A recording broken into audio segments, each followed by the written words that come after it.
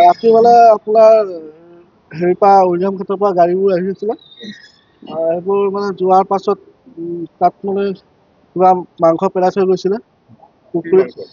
এইটোতো আপোনাৰ দেখাতো গৰু মাংস নিচিনা লাগিছে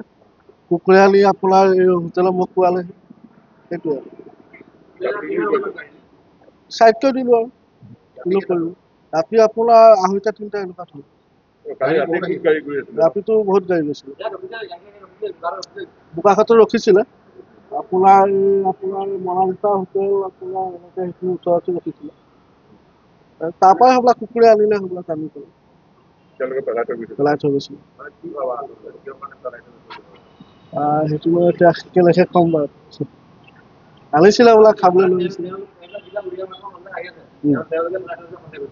সেইটো হয় আৰু তেখেতসকলে আহিছিলে সেইটো মাংসটো সিহঁততে পেলাব আৰু বেলেগটো নাই তেনেকৈ পেলাব